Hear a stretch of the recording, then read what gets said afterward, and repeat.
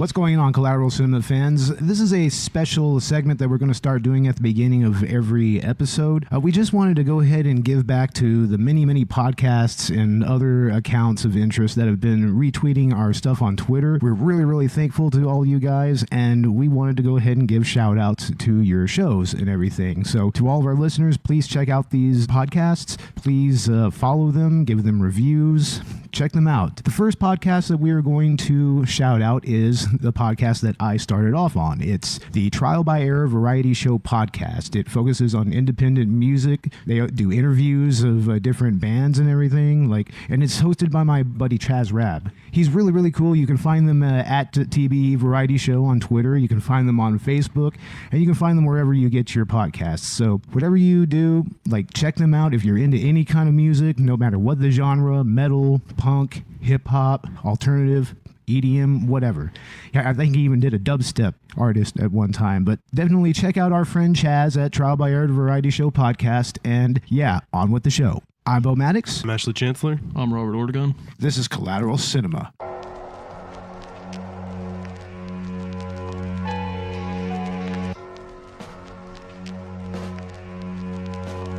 What makes you think you can bullshit your way into my head? Like every other pencil neck piece of shit.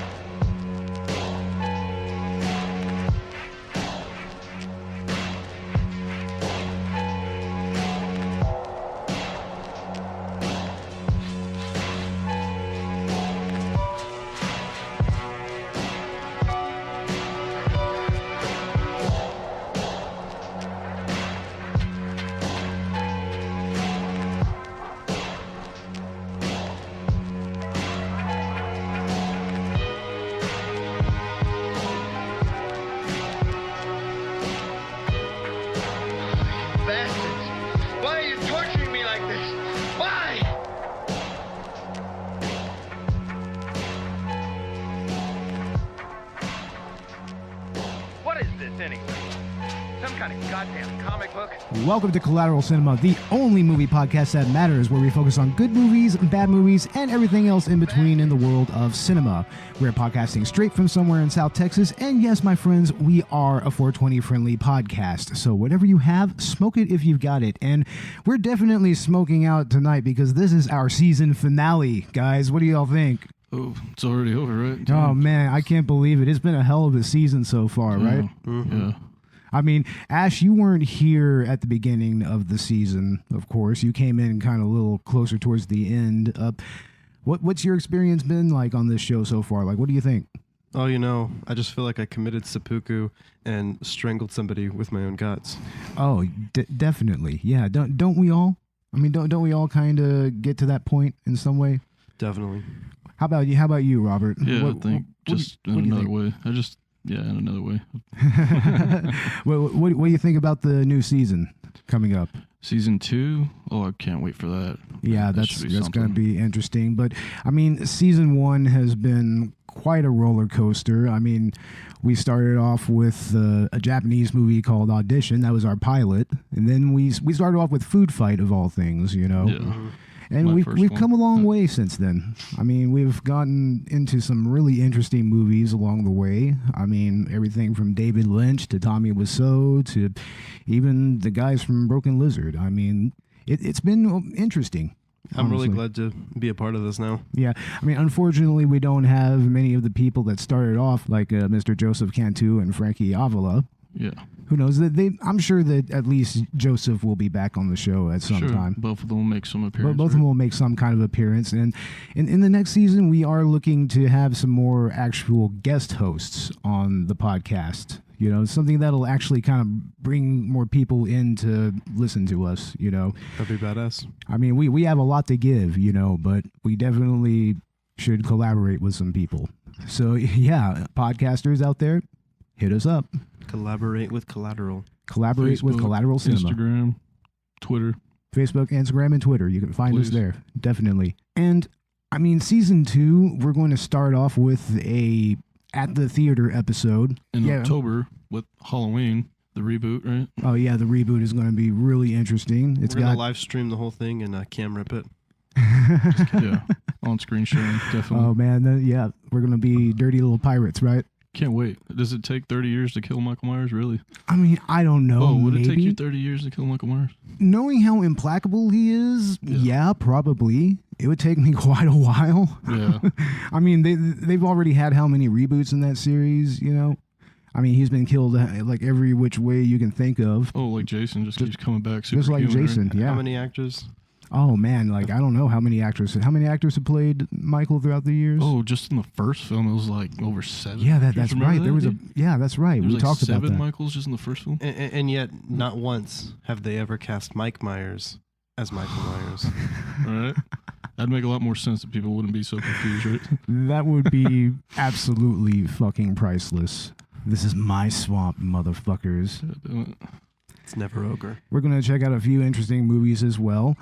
We're going to check out Master of Disguise, which is a total crap-tacular piece of shit, like in every which way you can think of. Turtle. Oh, Dana God. Carvey's best yet, right? Best? Are you serious? No.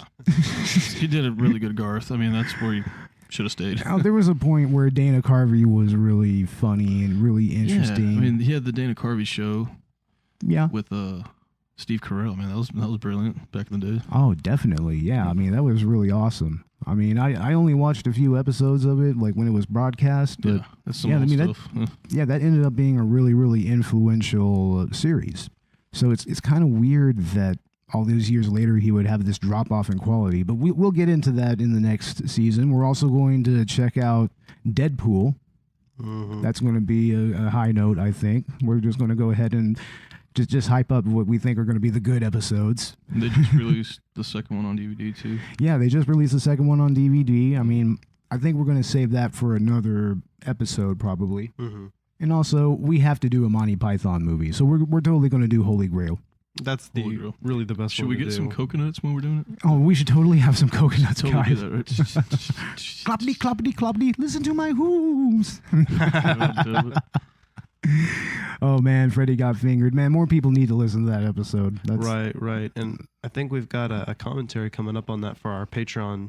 Yeah. And we're also going to retool our Patreon. Like, we're going to start offering more content on there. We're going to, especially for people who want to pay by the post, I think we're going to change from a monthly subscription on there to where you just pay by the post. So we're going to get that retooled a little bit. We're also going to have a new cover photo, completely new. New soundtrack. Right? Yeah, we're going to have new music Can't every wait for that. season.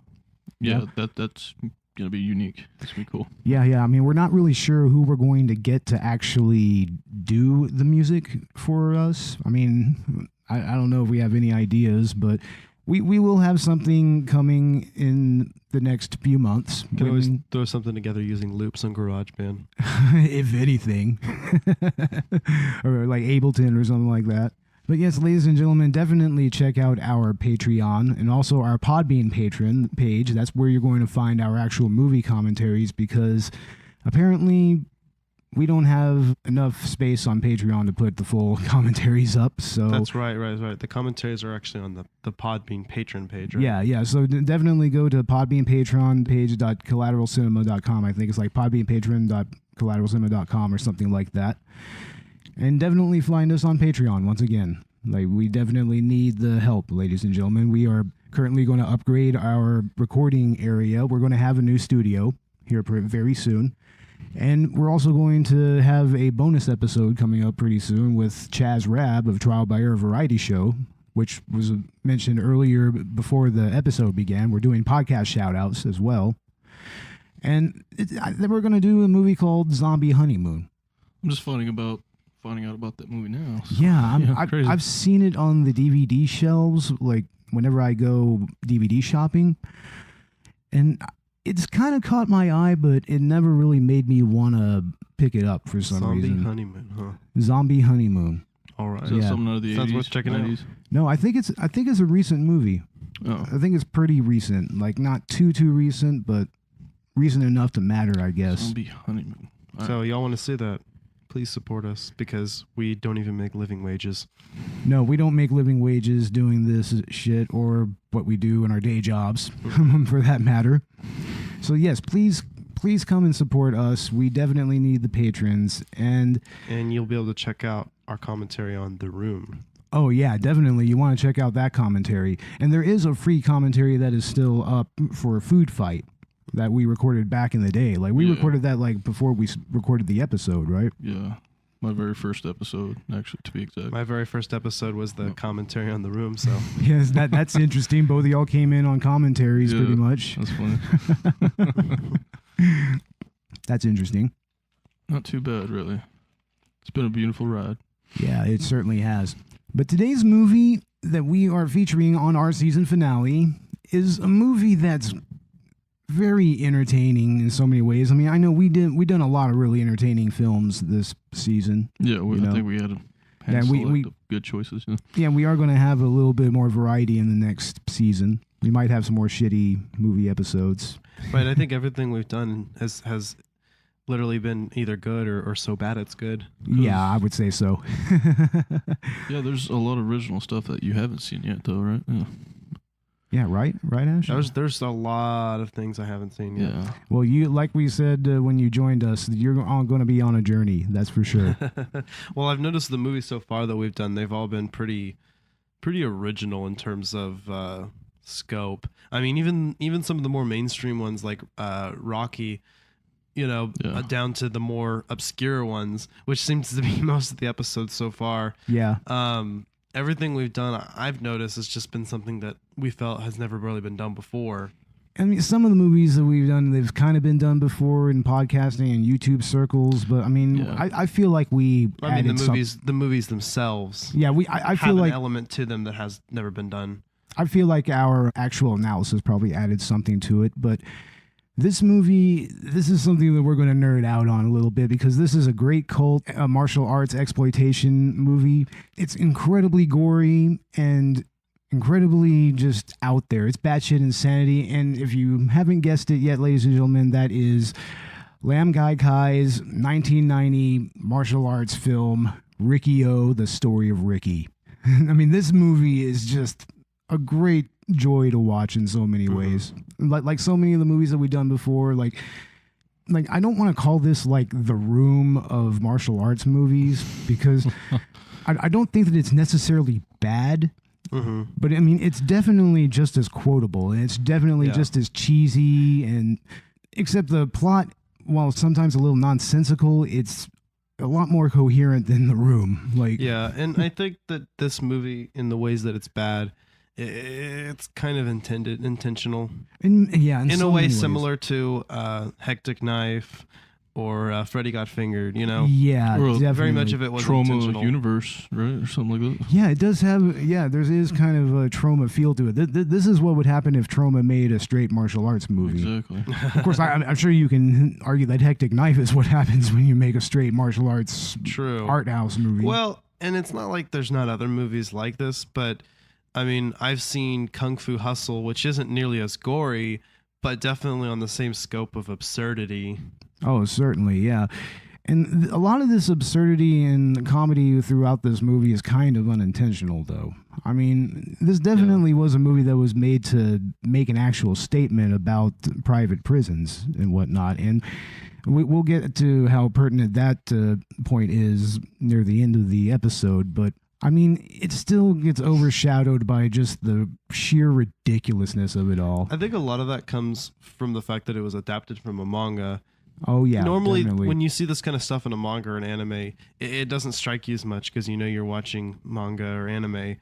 But when you see live action characters do it, it's just so much more absurd. And I think that's really what makes this movie great is that it when I was watching it, I definitely felt like I was reading a manga. I felt like some of these scenes probably were taken right out of it and adapted straight. I don't know if either of you have read the manga. I haven't. No, I haven't found the manga anywhere. I mean, I'm sure it's available in some online sources, but I've never come across it at like Barnes and Nobles or Half Price Books or anything like that. But I'd be interested to see how close it is to the source material. Yeah, definitely. I mean, usually with manga adaptations, it can get a little dicey sometimes. I mean, Takashi Miike, he made a pretty decent one with Ichi the Killer, which we'll be getting into in the next season. Yeah, we can't forget how good that Dragon Ball movie was. You think the Dragon Ball movie was great? It was good? No, I'm kidding. I don't know. I mean, I was about to take you at face value, bro. Like, seriously. It's like, Dragon Ball movie. really? Yeah. Dragon Ball? Seriously?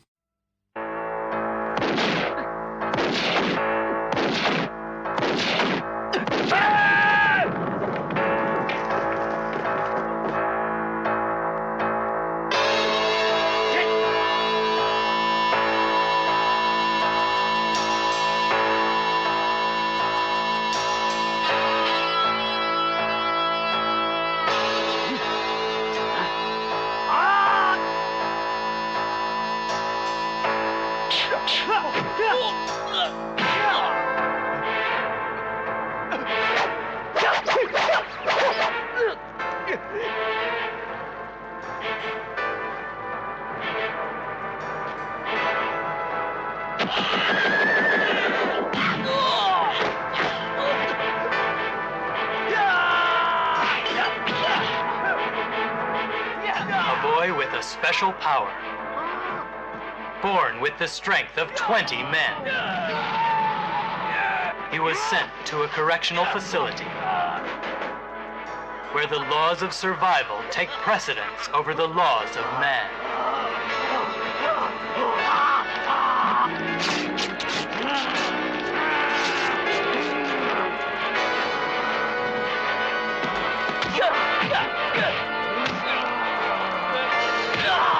Only the strongest will come out alive.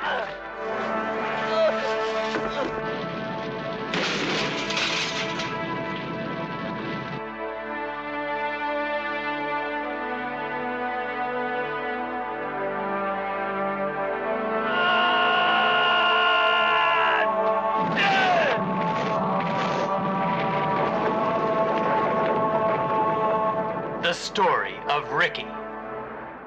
But this movie is leagues above Dragon Ball as far as I'm concerned. Yeah, definitely. And I recall the movie review we saw on YouTube. I forget who it was. He said that this is probably the closest thing we got to an actual Mortal Kombat movie. Like, would y'all agree with that statement? Mortal Kombat done the way that it was supposed to be done, Yeah. R-rated. Or rated, yeah, you're right. I mean, the Mortal Kombat movie itself, that it definitely has the spirit of the actual game, but It's without, awesome in its own way. it's awesome in its own way. Yeah, I love the watching guy that does movie. look like Liu Kang. I mean, come on, look at him. Oh, certainly. But Riki-Oh, the story of Liu Kang. There you Riki-Oh, go. the story of Liu There you Kang. go. Exactly. That's pretty much what this is. It's like, this is what would happen if Liu Kang was sent to prison. Mm-hmm. Like, straight up. Is this after Annihilation or before Annihilation? I don't know. I don't know, man. Probably, I this try, is a prequel. I try to forget that Annihilation was ever a thing. Exactly. Like, to tell the truth, I tend to forget that, but and this movie is 20 times better than that as Oh, well. This movie's badass. I love the art. Yeah. Now we're going to go ahead and get into a quick summary of this movie just to kind of give everybody an idea of, if you haven't seen this movie, of what's going on here. And Ashley Chancellor, he's going to give us the summary. Ash, where are you getting this from? This is from IMDb? This is the IMDb description All right. summary. All right, go ahead and take it away. So on IMDb, Riki-Oh, the story of Riki. A young man with superhuman strength is incarcerated at a prison run by corrupt officials and seeks to use his martial arts to clean up the system. Yeah, and that's a pretty succinct summary, if a little brief, you know. Yeah, I mean, I wouldn't necessarily say his intention from the beginning was to clean up the system, but he definitely does. Yeah, it's more like Riki is just coming from that traditional sense of justice that so many lead characters in these type of movies tend to believe in, you know? Well, it's weird because when he first gets incarcerated, he could have broken out of that jail at any time. Oh, yeah. So Yeah. I feel Easily. like, and some people, I think the review we watched, he kept arguing about why didn't Riki break out early enough? Well, I want to say that was intentional on the director's part to kind of portray this character as someone who's allowing himself to be taken in by the justice system, Yeah. you know. But when he really found out how corrupt, you know, this shit was. yeah. He had to do something about He had it. to do something you know? about it. And I agree with that. I mean, I think that's a huge part of Riki's character is like temperance. It's like, I mean, he's a very temperate person. With great power comes great responsibility. Right, Robert? Yeah, absolutely. If you hear anything in the background, that's Robert's dog. She's whining. She's our Collateral Cinema mascot. Yeah, our official Collateral Cinema mascot is a little Chihuahua dog, of course. Yeah, I tried to get her hired at Taco Bell, but, that didn't pull through. And then this is as opposed to the Chihuahua dog that probably have heard in the background in previous episodes. That was my mother's dog. You got a Chihuahua too? You got like a teacup? Oh, man. This one's a toy. Our mascot really should be a Chihuahua then. Dude, that would be perfect. That would be a perfect, like, full-on logo. You know or what something would be like that. badass if Max was a bulldog? Too. Yeah, that would be cool. That'd be cool as fuck, man. But this is definitely a movie that is incredibly exploitative at its very core. I mean, it's up there with the greats, like Hills Have Eyes and Last House on the Left that Wes Craven made, and Pieces and Torso and Snuff. It's definitely kind of up there, but it's applied to a martial arts context, which makes it very unique, and it stands apart from other movies of its era, Can you explain what that means exactly? Exploitation? Exploitation is pretty much a genre that really focuses on ramping up the sex and violence and gore to usually to ridiculous levels, The way Wes Craven used to do it, sorry. Yeah, and also, the late, great Wes Craven. And the late, great H.G. Lewis, Herschel Gordon Lewis. He was also a huge exploitation. And also Ruggero Deodato, he made Cannibal Holocaust. That's a prime example of an exploitation movie. That title in and of itself. And I Spit on Your Grave, that's another example. Yeah, you have that film. Yeah. And a lot of them tend to be pretty extreme examples of cinema. And this is no small example of that, honestly. Sex, drugs, and violence. America. Although this doesn't want. Although this doesn't have a whole lot of sex in it. They want Brad Pitt. No, I'm just saying in general, though. In fact, this is a pretty chaste movie. Neither actually. is American. Wouldn't y'all say this is a pretty chaste movie? There's not a whole lot of sexuality in it. No, really it's kept to a minimum. There's a lot of boss fighting. Their focus on the violence. Yeah, it's pretty much like a bunch of boss fights, It's like right? go to another level. There's another boss. There's another boss. Right. There's like a bunch of sub-level bosses, like Homeboy that attacks the salaryman in the shower. Like, what was that guy's name? Oh man. This movie was for the little boy in all of us. Oh yeah, it was for the little boy in all of us, and it was for the anime fan in all of us. Yes. Because live action manga / anime. Like watching Dragon Ball Z now again. Yeah, I feel like watching Fist of the North Star. See, that's another thing. This is the closest we get to a live action Fist of the North Star as well. This does remind me of like a Bruce Lee film out of the 70s, though, too. Right? Yeah, but Bruce Lee would never have gone to these extremes. His movies were never exploitative like this. No, they weren't. Yeah, it's not martial arts exploitation, and But this did is you ever see those shirtless scenes and think Bruce Lee? Oh, definitely. It's the dragon. Yeah, Ricky is totally shirtless in most all this movie. Yeah, but that's kind of more of an who art. could beat this guy? Van Damme could do it. You think Van Damme could do Van it? Damme can do this. He beat Bolo Young. He could beat in his dude. world. Yeah, Van Damme whooped this guy's ass. Kumite.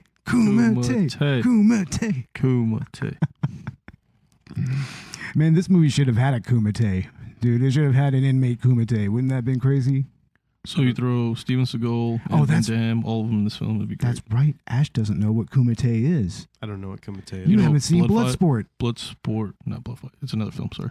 No, this is Bloodsport with Van Damme and Bolo Young. Yeah. Oh, man, that's a fantastic movie. I know who Van Damme is. Oh, Jean-Claude Van Damme? Yeah, he is not Rod the greatest. Van Damme, the wrestler, the ECW wrestler. I know. Jean-Claude Van Damme. Yeah, Jean-Claude Van Damme. Oh, man. Can't wait to get to some of his movies. All I can think about is Sense8 when I think of Van Damme, though. Sensei. Yeah. Sudden Impact. Definitely, man.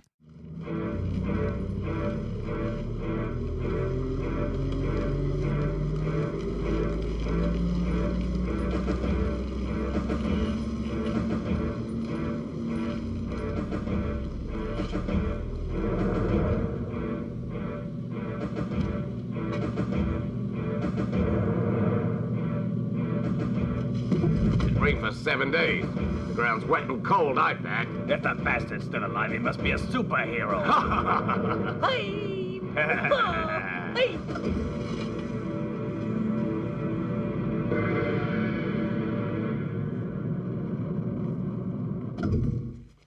Ricky! Oh, no! Ricky! Oh, God! Ricky! He's dead! But wait a second! Wait!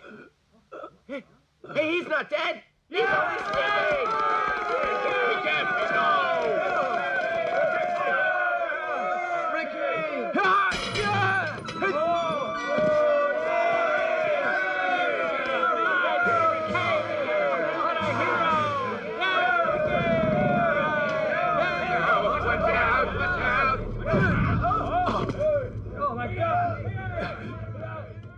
But this movie gained a cult status pretty quickly, and a lot of that can be attributed to the early Daily Show when Craig Kilborne was running that series.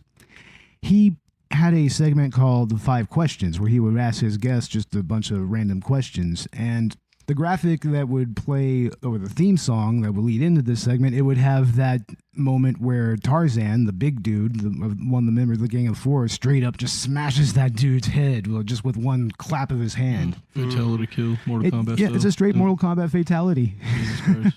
and it's teased on the front of the box. Oh, definitely, yeah. I mean, yeah, they actually make that like one of the focal point on the original DVD release. Because otherwise, I mean, how the fuck would anybody recognize what this movie was? The head smashing scene that made it famous. Yeah, and just that alone kind of piqued interest in the movie, and people started to seek it out, especially when it was released on DVD. And since then, it's gotten quite a cult following to the point where it's free on YouTube. You can watch pretty much the whole movie, and it's on Shudder. It's on Shudder's Extreme section, which is like, I mean, that's notable right there. Because I mean, Shudder, they provide a lot of different genres of horror and exploitation and just dark cinema all around. And to see Riki-Oh on that, I mean, that's just joyous. That's pure joy. But man, the gore scenes in this movie, oh man. I mean, I've seen some pretty fucked up shit in my day, man. I've seen Dead Alive. I've seen Evil Dead. I've watched High Tension. I've watched all kinds of fucked up shit, but this movie right here, it's pretty much like if Peter Jackson made a fucking martial arts exploitation movie. Like, I know you haven't seen it, Ash, but Robert has seen Dead Alive. Yeah. I showed that movie to him. Yeah, I've actually watched it twice, I think, and yeah, that movie mind fucked me. Yeah, that movie is hilarious, right? I want to watch it again too. But that movie is also a movie that has literally geysers of blood just spewing all over the place, you know, much like Evil Dead. And the gore is very comparable to all that. It's all practical effects. It's very gushy, very cheesy. It kind of has a little bit of a Lucio Fulci vibe sometimes, you know? Like, I don't know if y'all know who Fulci was. He was an Italian director, and he was seen as the godfather of gore. No. And a lot of the gore in this movie kind of reminds me of that.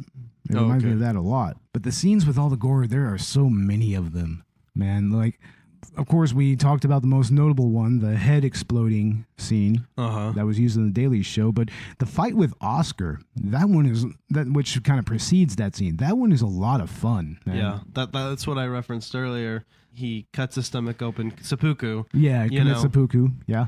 And then attempts to strangle Ricky with his own guts. Oh, that is so great. I love that, man. And then got a lot of guts, Oscar. Oh, the deputy warden. Oh man, I love that so much. It's such a perfect yet so obvious choice of dialogue right there. You know. I wonder if that was added in later in the dub, or if that was in the original Japanese. I don't know. I haven't. I don't think it's Japanese. Or sorry, not Japanese. It's Chinese, I believe. Chinese. The actors are Chinese. Some of the actors are Japanese. Some of them are. Okay. Yeah, the guy who played Oscar is definitely a Japanese person. Yeah. Yeah, in fact, he's Yakuza. I mean, he has that back tattoo and everything. That's typically what Yakuza are shown to have in movies. I was scrolling through the actor names, and they all definitely sounded Chinese, but maybe he was, Japanese. Yeah, he was definitely Japanese. But, I mean, that fight is just very noticeable. The fight with Zorro in the shower, that is great, man. Mm-hmm. That was the first one. Yeah, if a little one-sided, right? Mm-hmm. It's very one-sided because Ricky pretty much ends it with one punch. One punch. Oh yeah, One Punch Man. That's what my brother said. He said that he's basically the One Punch Man. He's One Punch Man. Exactly. And that's exactly who this guy is. He could literally kill anybody with one punch. Live action Saitama. Superman. Yeah, he doesn't even have to touch somebody to hurt them either. Like there's a scene with Deputy Warden, which we're actually at right now, where he goes to punch the Deputy Warden. He just stops right in front of him. And it makes his nose bleed. Yeah, it makes his nose bleed. And the Deputy Warden remarks, he's just like, he can hurt people without touching them. He's in sage mode. Oh, yeah. Total sage mode. Got to make obligatory anime references this episode.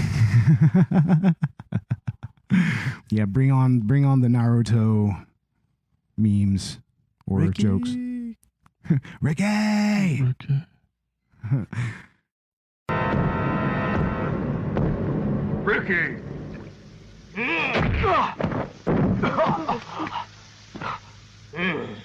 Someone gave me 30 pounds of rice to finish you off and turn you into mincemeat and put you in a pie.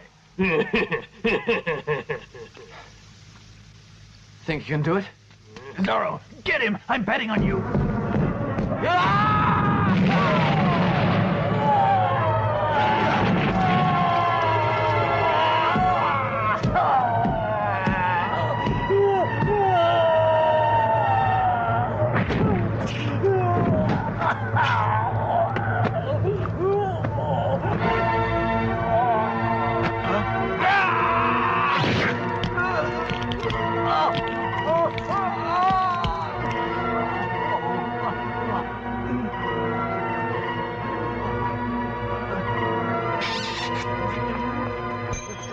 Stop fighting! He's a killer. Another move and I'll hit you. The final fight with the Warden. Oh my God, man. That is the greatest thing ever. Where he hulks out like Lou Ferrigno. What the hell, dude? Oh man, it's one of the greatest transformations ever. It's so latexy and so Gamma weird. radiation, dude. His arms start extending. His face is just like, it's literally just somebody pushing something against this latex face or whatever. It's cheesy practical effects, but it's awesome as well. I mean, it's just so awesomely campy. Yeah. I like how he holds up the warden's head later on as if anybody could recognize him in that state. Yeah, no shit. It's like, who has really seen him in this Hulk state? Fatality. Right.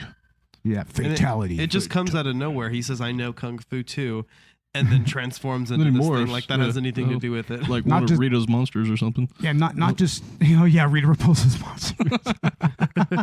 Oh, damn right, man. It's totally Power Rangers. If there was a gory Power Rangers, this would be it. Like, totally. But, I mean, there's a lot that happens in that final fight. I mean, that's where both Rogan and Brandon, two of the Gang of Four, the last remaining ones, they're actually killed in that fight. It was actually odd. I kept expecting for this movie to go in a way in which he would defeat each of the gang members one by one. Yeah. And yet they kept attacking him together after Oscar. Yeah, I mean, it's kind of interesting that they didn't go that way because, I mean, that's kind of typically how a lot of shonen and anime kind of goes. That's what I was thinking. After he defeated Oscar, he defeated them one by one. But I'm kind of happy with the way it turned out anyway. Yeah, the fight with Tarzan is kind of like that. You know, he literally just, his final fight with Tarzan, he just blows through that cell door or the cell wall.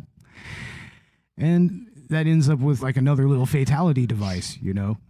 Like that ceiling that's coming down on top of them to crush them. Terminator 2 style. Straight up, man. The first Terminator. Yeah. That's also kind of Mortal Kombat-ish again, you know? It's like one of those stage fatalities. No, you're right. Or like Eternal Champions, they had those types of fatalities in them. Like, I don't know if y'all ever played Eternal Champions on Sega Genesis. Y'all didn't play Eternal Champions? No, I didn't really. Dude, that video game is crazy. That video game is really interesting when it comes to fatalities, man. Like, really, really, really interesting. But there's also a lot of random inmate deaths throughout this movie as well. Like right now. I mean, Yeah. it's that little device right there. Like right now, that one bald dude who is accused of being a snitch is like, in the end, he gets his head literally knocked off by Ricky, just randomly, just literally the top half of his head. Oh god, yeah, that was great art. Yeah. That was amazing. That was fantastic. You know, the brain matter coming out, like that was really, really awesome practical effects right there. If a little cheesy, but still, it looked pretty real. I mean, you gotta say at least that much. Special effects are great. And then there's Oscar's godson, who they just decide to skin, you know, because he refuses to kill Ricky. I mean, I felt really bad for him. I know. This poor guy has had everything bad done to him. He got his tongue cut out. Got skinned alive. Saw his godfather get completely obliterated. But the way that he actually accepted Riki after that was pretty cool, though. Like, I like that. It showed that he was really forgiving. He was really actually kind of maybe innocent in some ways. Like I mean, why would somebody like that even be in prison, I wonder? Why was the old man in the beginning in the prison? I remember them explaining, the old man that hangs himself, you mean? Yeah. I remember them explaining that it was because he was rushing his wife to the hospital and he got into an accident which killed a cop. Whoa. Okay. Apparently no mercy is given to that in any way, especially over there. Isn't it possible that too, because the prison system is privatized, they were attempting to show that people could get arrested for almost any reason because it makes money for the prison. Oh yeah, exactly. I mean, it's just like now. It's just, except typically it's drugs that leads to that. Yep. You know. But yeah, I mean, that's another very sympathetic character, the old man at the beginning. Now, that was very sad. He gets his face literally sliced open by what are those tools called? That thing? It was one of those like a lathe or something like that. I wasn't sure what that was. Yeah, like the top half of his nose. It was some type of woodworking tool. Now, one thing that was odd is, why did Riki mourn over him? At first, I thought maybe they were trying to say that this was his father, and when he pulled the train out of his own shirt, I thought that's where they were going, but then they ended up not, because he ends up visiting his father's grave in a flashback. Yeah.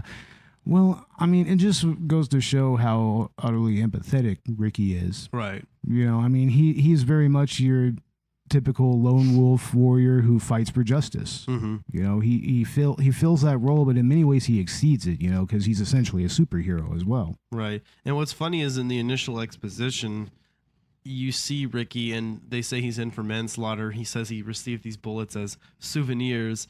And so he's kind of portrayed as this hard character. But as the film progresses, you start to see, you know, that he is your typical soft-hearted shonen protagonist. Yeah, definitely. Yeah, especially the way that he treats Oscar's godson. You know, like showing him how to use the leaves for a flute and everything, and then just giving him his flute. Yeah. Yeah. I mean, it's because if you recall, Riki was a music student before he started learning the martial art that he makes him so strong. You know, he was a music academy student.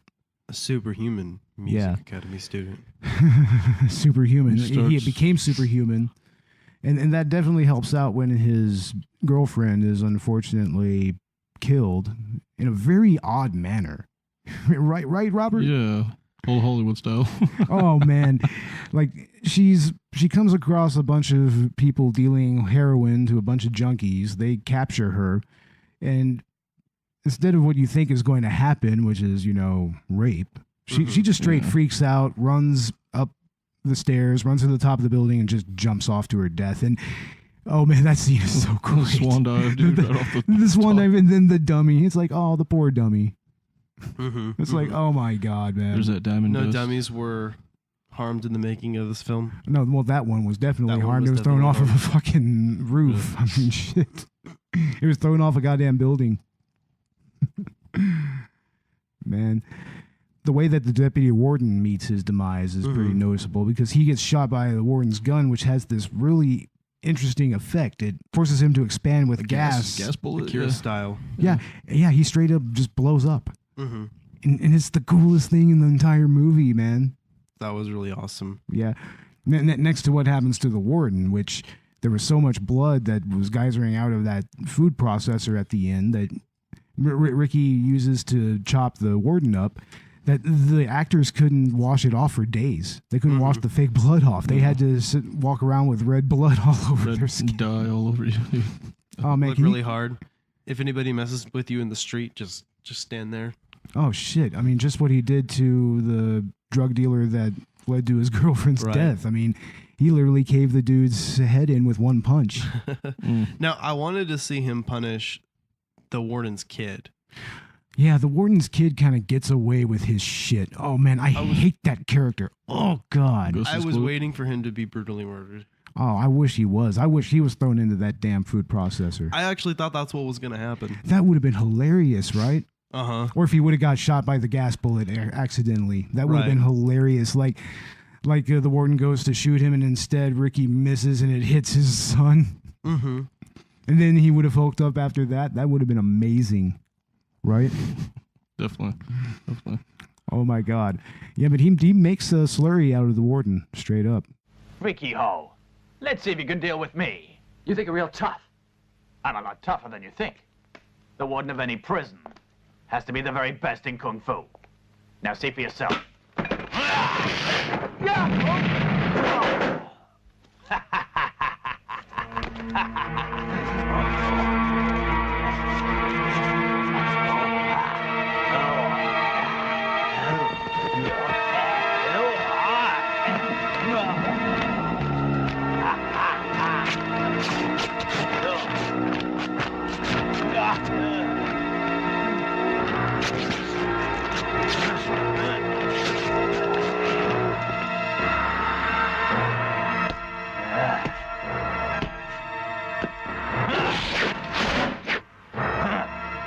Ricky, come on, show me what you've got.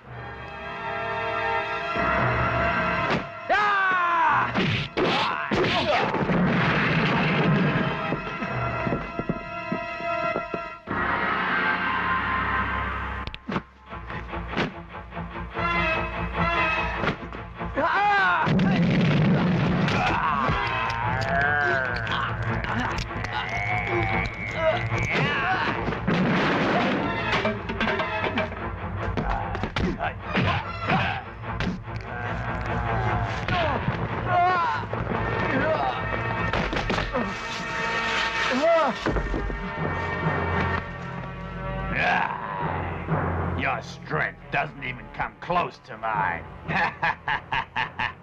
And Rogan's death is notable as well because I should say she, because that is a woman that's playing Rogan. Mm-hmm. And makes a very, very pretty man. It's like either a very ugly woman or a very pretty man. You know, It's like what they all used for the Power Rangers in the 70s, right? Maybe. something like that, right? Yeah. Something to that effect. But yeah, man, fuck that little kid, man. He should have been thrown in with the warden. Uh-huh. He should have fell in with a chocolate. Yeah. Or met Brandon's demise, which was to be shot in the ass with a gas bullet, which is not pleasant given what happened to the deputy warden. It's like, Jesus Christ, guys. I mean, like I said, I can only compare this to stuff like Peter Jackson's Dead Alive or Sam Raimi's Evil Dead. I mean, there is a very Sam Raimi vibe to this kind of, right? I could say that. Yeah, definitely, especially Evil with Dead, the first one, right? Yeah.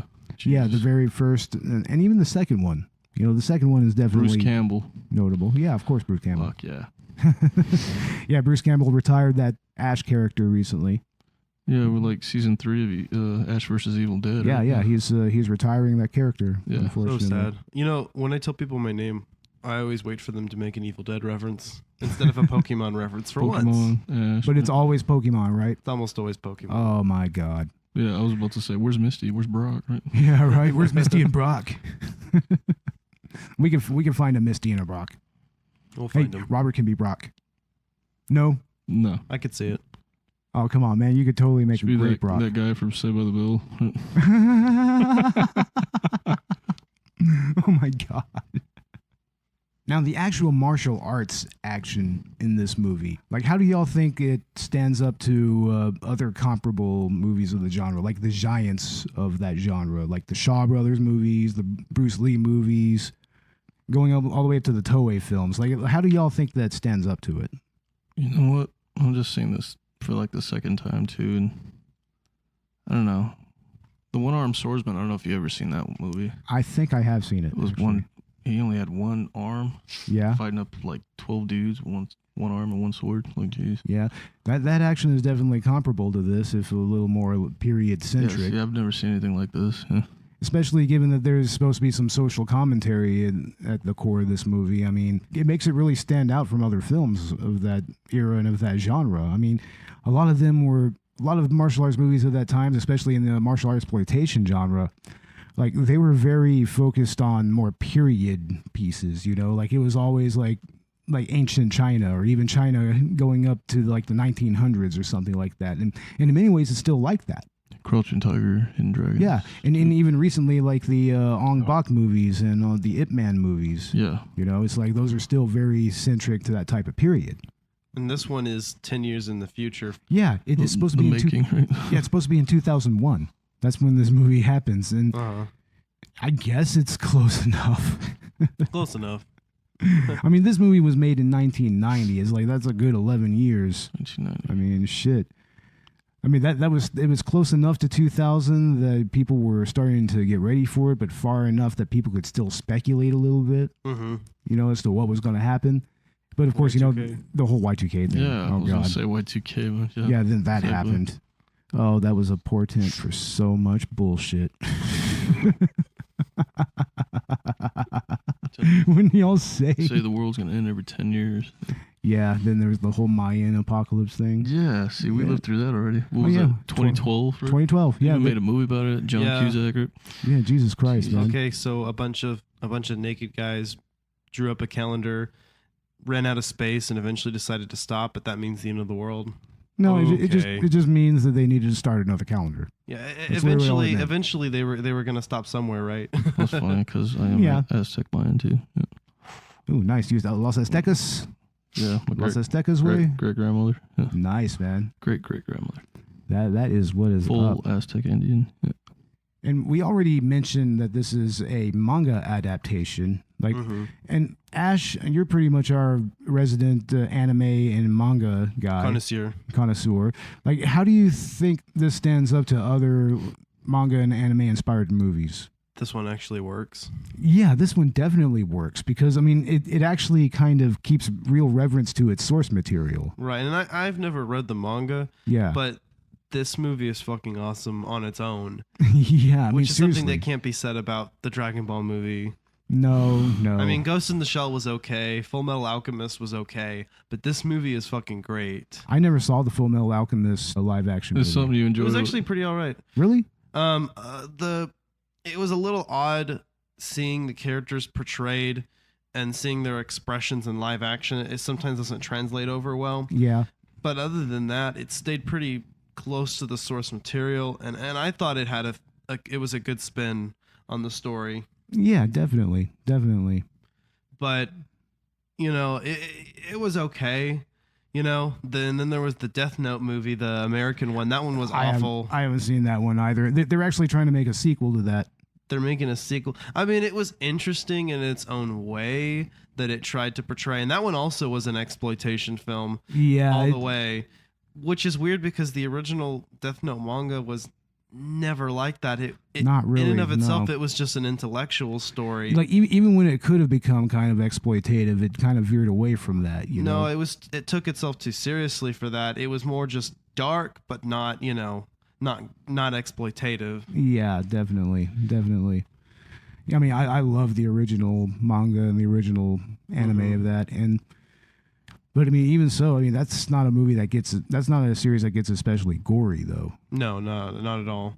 Now, when it comes to straight up gore, you know, a good example would be like a lot of the horror stuff, like Parasite, you know, stuff like that, and also old school stuff like Ninja Scroll and Vampire Hunter D. Like when I think of gory anime, that's what I think of, man. That's the old school shit. Another great gory anime, of course, is Akira. Yes. Oh, that's great. Tetsuo!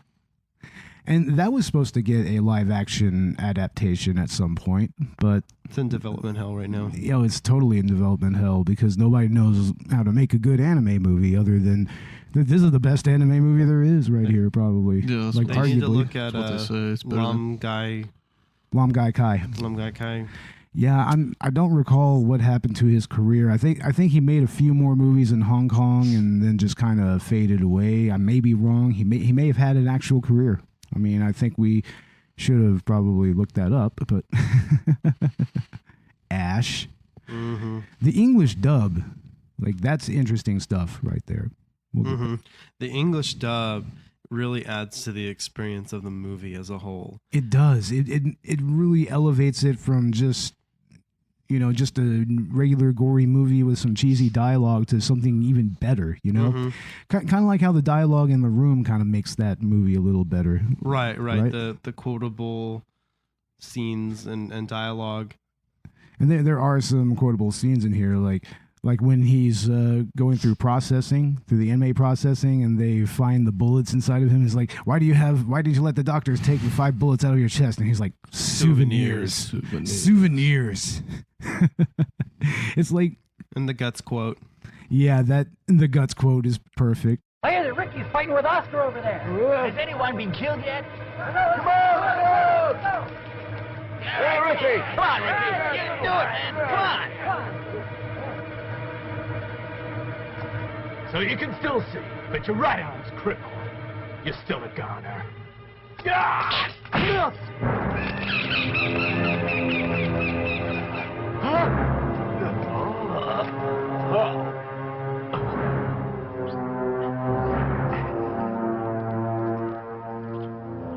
What's he doing?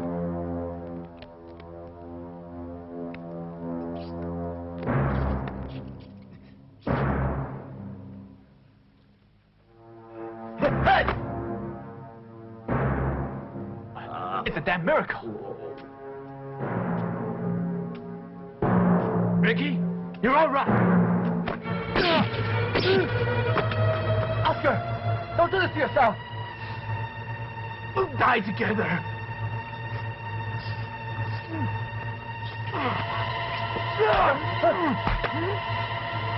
All right, you got a lot of guts, Oscar. I'll kill you. You won't quit, will you?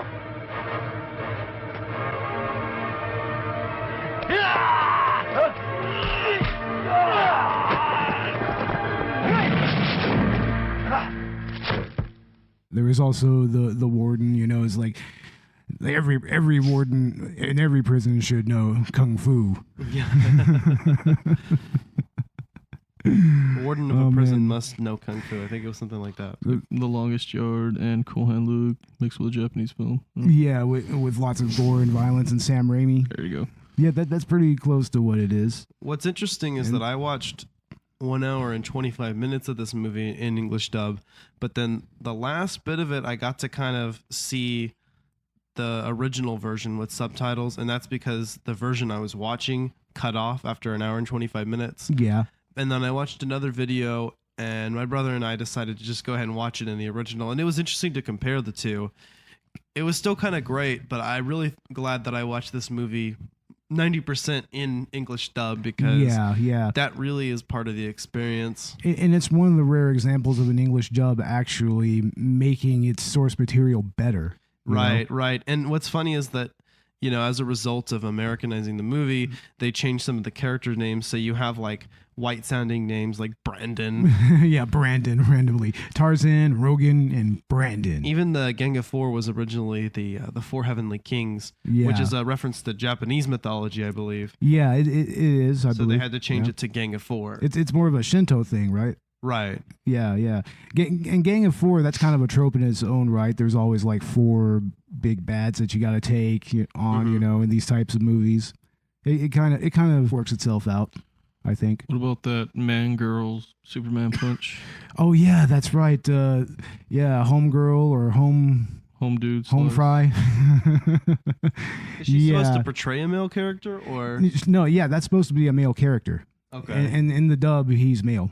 right? But that's played by a woman. See, we get to see the slow-mo. Yeah, there's that random that effect, editing, editing punch. effect that comes up to signify his death punch. Liu Kang. And I mean, for a second there, it looks like it does some damage to Ricky, and Ricky's just all like, his kung fu is unorthodox. Extraordinary. It's extraordinary. See, I can do that on Snapchat really easily. Oh yeah, really? Yeah, Seriously? you just shake your phone a little bit. Really? You got that You'll do mirrors, that? Like, mirror seriously? within a mirror thing. I don't do a whole lot of Snapchat, so is that something that's real? Oh yeah, you just shake it up a little bit while you're taking a photo. You can get that effect real easily. Oh, that's crazy. Okay. Gotta look into that just for the camera work. Yeah. I mean, it's the Snapchat, that's like a social media thing, Never right? been on it. Yeah. I was on I don't know it what the briefly. It's okay, I guess. It's how you send nudes to people Yeah, pretty much that's what people use Dick it for. pics. or goofy pictures. Yeah. Goofy pictures. Don't send a dick pic until you've had a tit pic first. That's the rule of thumb. Wow, that's the sage rules. advice, Ash. Mhm. Thanks for telling us that. Oh, That's great. You're welcome. Wonderful. I thought it was like nipple first and then dick and then butt. I can't wait till your girlfriend hears this. Hey, she's chilling out in here with us. I mean, she just went outside, but Yeah. shout out to my homegirl Lillian. Yeah, what's up, Lillian? She's not here. She's outside. She's outside, but she was chilling with us for most of the podcast, just listening in. So Yeah. got to see that behind the scenes thing. She supports all this too, right? She likes this. I hope so. Oh, Yeah, she definitely likes the podcast. Yeah, she's definitely follows us. I know your on- brother wants to be on one day. I mean, He wants to be on, but he just, I don't know, I guess he's busy. Oh man, we'll get him on the podcast. Busy Yeah, playing. Dakota Chancellor, he has a lot to say about movies like this. Fortnite, it's better than this. He had a Fortnite. lot to say. Yeah, that's basically all he does is Fortnite. There you go. Oh wow, yep, on the fork knife. But what's funny is I'm glad you mentioned him because he and I watched this movie together, and I can give you a little bit of his commentary. Yeah. Do We so. just watched this last night, and what's funny is he's watched As the Gods Will before, which I haven't seen, and he compared it to that. But what's funny is I don't think he had nearly as positive an opinion about it. Oh yeah. I think he was watching it and he's like, "What the fuck is this shit?" But immediately fell in love with it, right, too. He gave me a pretty glowing review when He I did? saw him at work. When he was Yeah. watching it, it was just so funny because he was just so surprised by it. He was like, "This is like As the Gods Will, but it's like shitty quality." Yeah, pretty much. It's like, I mean, by no means is And the it doesn't cinemat. take itself seriously. Yeah, by no means is the cinematography in this movie like anything to really talk about. Honestly, I mean, I'm sure in the restored version that was released recently, it's probably a lot better. I'm sure there's better color grading and everything. I would What's think. funny is in the first one I watched, the link you sent me, Yeah. which was an English dub, which was only cut off at 1 hour and 25 minutes. It was really shitty quality. But then when I watched the other version, Yeah. it was actually Dakota and I both was like, "Whoa!" Because we could actually kind of see what was going on and hear better. Yeah, certainly. Yeah. We had to color correct our TV, right? Yeah, we did. Yeah, we had to color correct it. It was, so too, that we it was can- too bright and everything was a little Oh man, it off. was so overexposed and everything. It was like, yeah, ugh. actually it was. The HD was overexposed too. Yeah, it looked terrible. But I mean, now we have it fixed and we can see every gory detail. Even some of the lighting here is actually kind of cool, man. It has that kind of neon quality to it. Like, this is the scene where they're trying to fight Ricky after he burned down the poppy field that they were growing. Yeah, they're straight up growing opium. Opium. And Rogan is just like, all my hard work down the drain. That's funny. His voice actor still gives him a very feminine sounding voice, you know. That's what's funny about that. It's still a chick, and she still gets a feminine sounding male Pretty voice. much makes fun of itself, pretty much. Oh, this movie makes fun of itself in so many ways. I mean, it's so Like, delirious. I want to watch Kung Pao again after this. Yeah. Dude, Kung Pao is another great movie that's kind of audacious yet really interesting. You know, it's not gory like this or No, anything, but just hilarious. but it's pure silly insanity. That 2001, Yeah. 1999, hilarious. Too bad Shit. he never made a sequel to that. Right? Yeah, I don't think so. Right? Oh. It's because he can't really find any more footage that used those actors in that particular movie that he used as the basis for it. But you know what apparently did have a sequel? What's that? Riki-Oh. Yeah, that's right. I This haven't seen movie- it. This movie had a sequel that just doesn't really follow this movie at all. I mean, I think it's still pretty gory, but I mean, I think even that's kind of scaled back a little bit. It doesn't have the same characters. It doesn't have the same actors. It doesn't even happen in a prison. So it's kind of like Spider-Man 3. It's better. You're better off not watching it and just Yeah. watching the first or the first two. Exactly. Yeah, definitely. Definitely. I mean, shit. This movie, I mean, I could watch it over and over again, really. Mm-hmm. I mean, we have it going on in the background right now, as we are wont to do.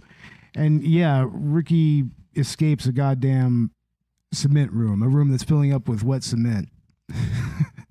and he gets it all over him, and that's how they capture him. And then later on, when it dries, he just freaking flexes. It's like, why didn't you just do that?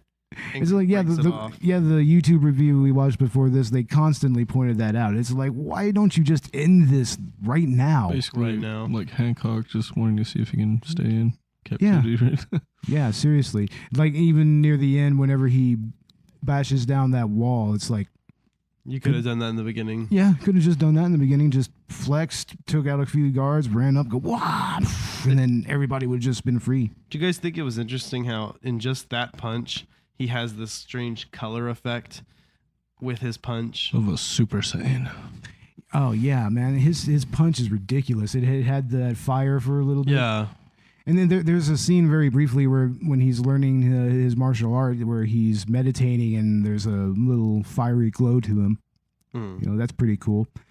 And also that one effect when he finally kills Oscar, when he throws him up in the air and punches him in the face. That reminded me of some of the later Mortal Kombat fatalities in Oh, later certainly. games. That X-ray shot, right? When Yeah, he punched him, right. dude. Definitely, man. It's very reminiscent of that. Makes you almost wonder if Mortal Kombat stole that from it. Right.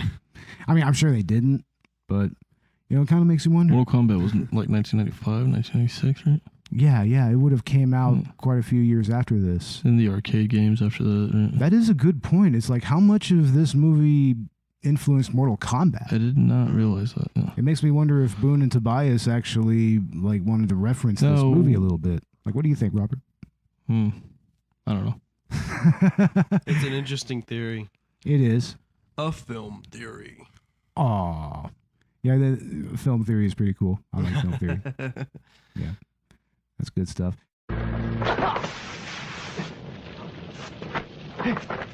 Rogan's kung fu is unorthodox.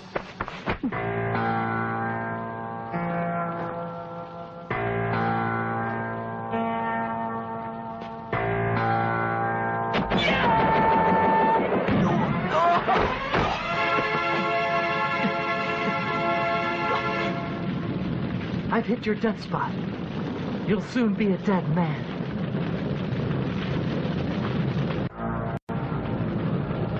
One looks his best just before dying, especially a man like you. But let me tell you, you ran against a lot of people by burning up my work. The Master, for one, will not let you go.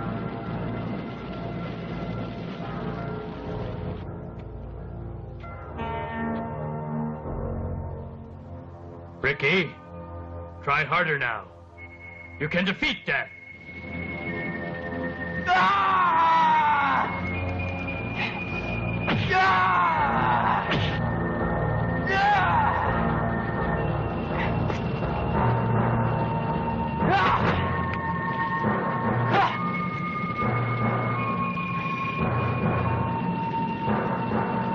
No wonder everyone's been saying that you're a demon.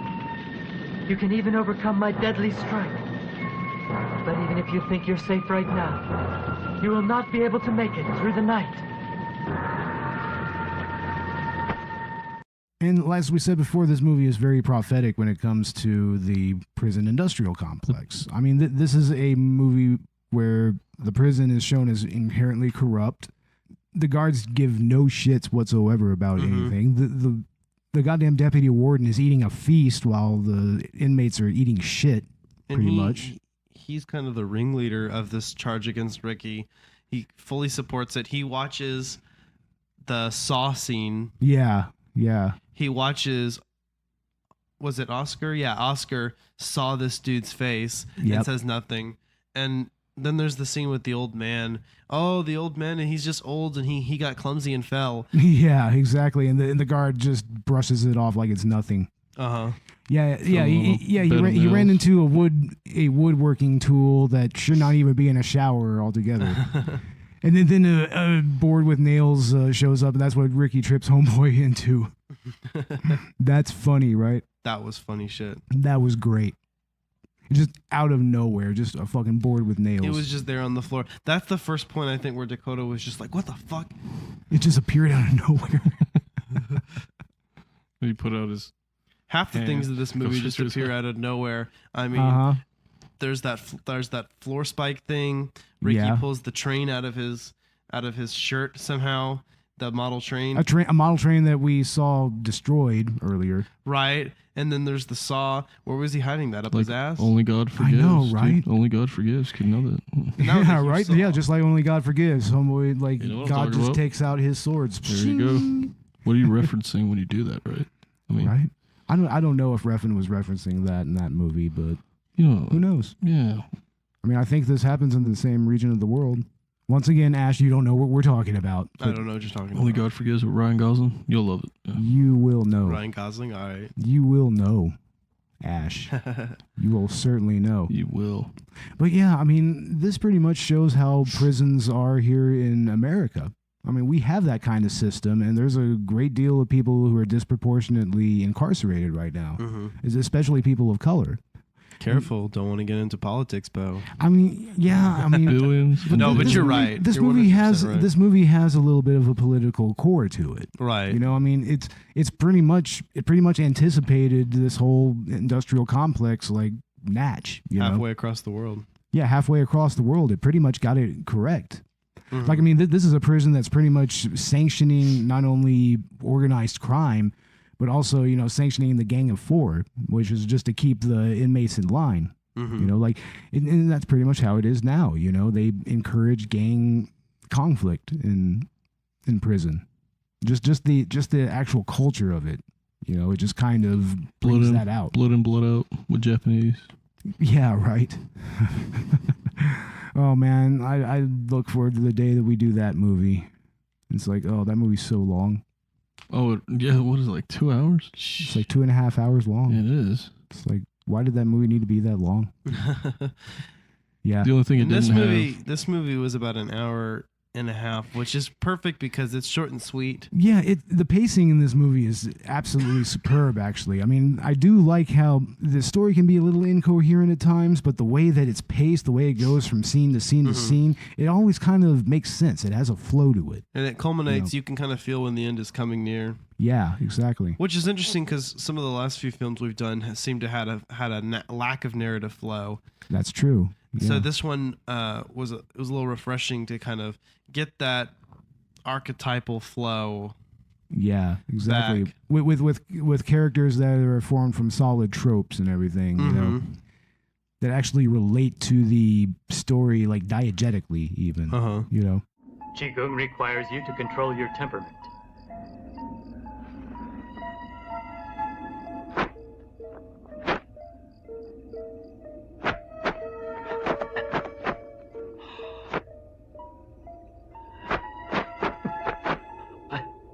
Remember, Ricky, Qigong accumulates energy in the human body and turns the body into a natural shield against all attacks.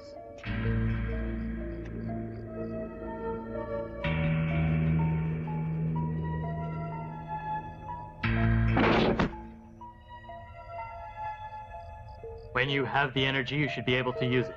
Now I want you to call forth your energy and break this headstone with your arms and your legs. Watch me do it.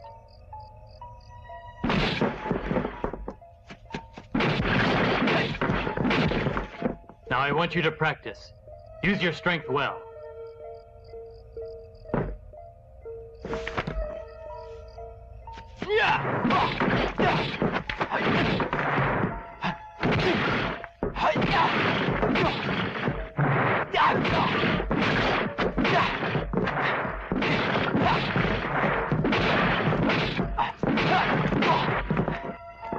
Ricky, take advantage of your strength.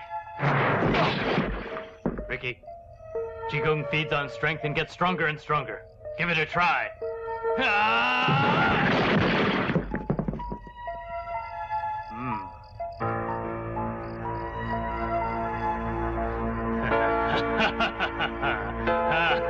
Good.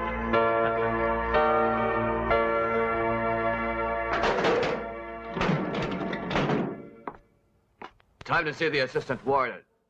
But yeah, I guess we're going to go ahead and wrap it up now. Wrap it up. Wrap up the season. Season 1 of Collateral Cinema Movie Podcast. What do y'all think? Woo! Woo! I think it's a great start. Oh, yeah, I love this, right? Can we talk about the Slugworth character? The Slugworth character. Oh, yeah, the 'Cause warden. we are right on that scene. Yeah. Yeah, the Slugworth character, like... So you're basically walking into a Charlie and Chocolate Factory, right? So Yeah, that would be an interesting theory. Maybe that this is kind of like a really twisted Charlie and the Chocolate Factory, except the chocolate is opium. yeah, exactly. There's your Right? Chinese Augustus right there. Yeah, right? That kind of makes sense. in Looking a way, like doesn't Kim it? Jong-un. Kim Jong-un, oh, that little shit. Fuck this little motherfucker. I swear.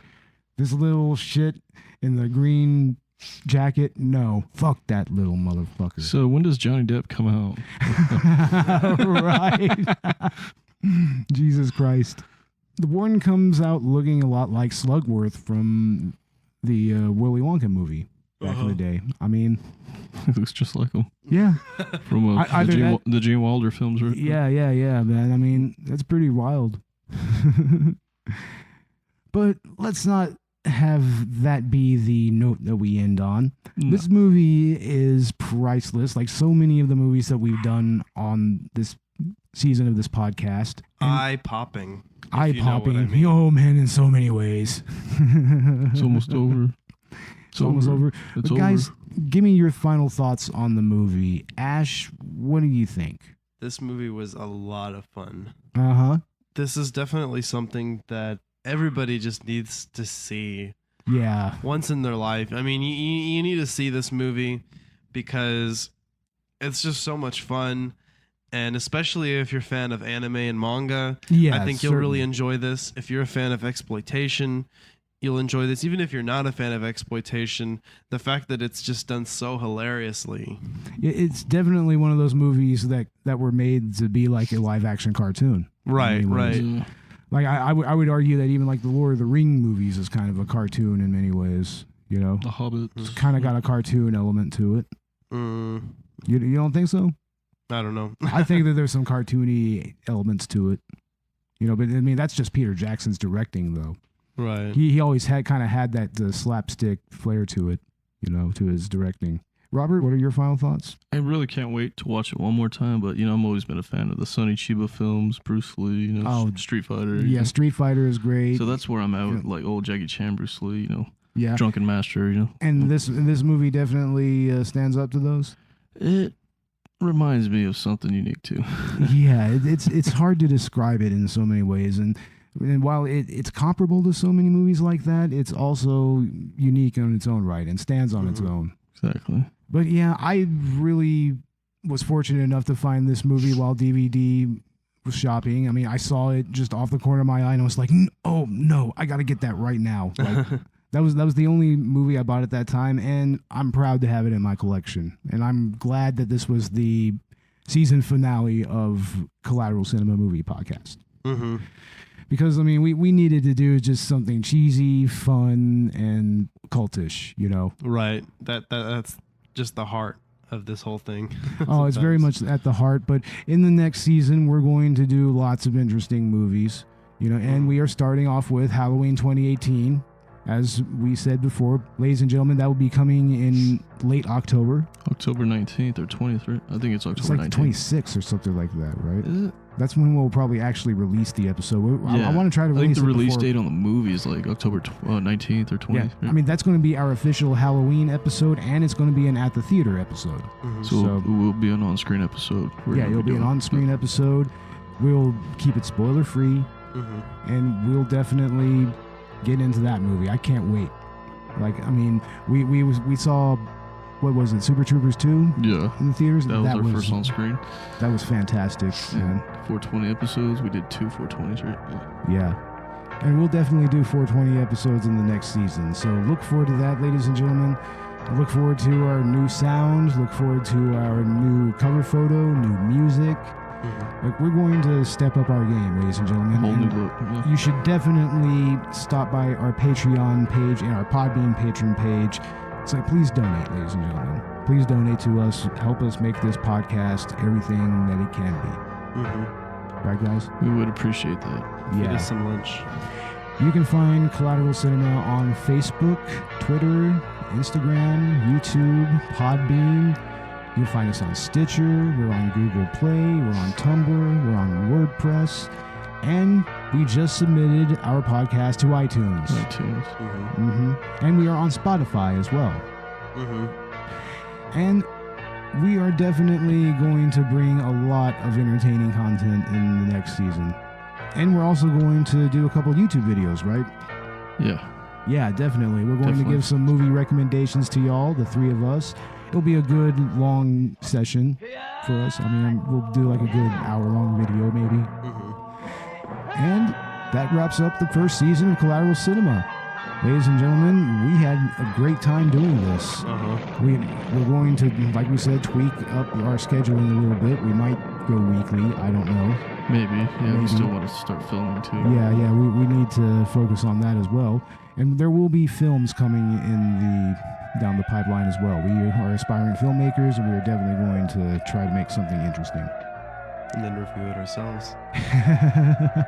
Maybe. But also look for more podcast hosts coming in the next season. More guest hosts. Exactly. It's going to be a good time, ladies and gentlemen. So please join us. I'm Beau Maddox. I'm Ashley Chancellor. I'm Robert Ortegon. Collateral Cinema is out. See you in October, ladies and gentlemen. Bye, everybody. Bye.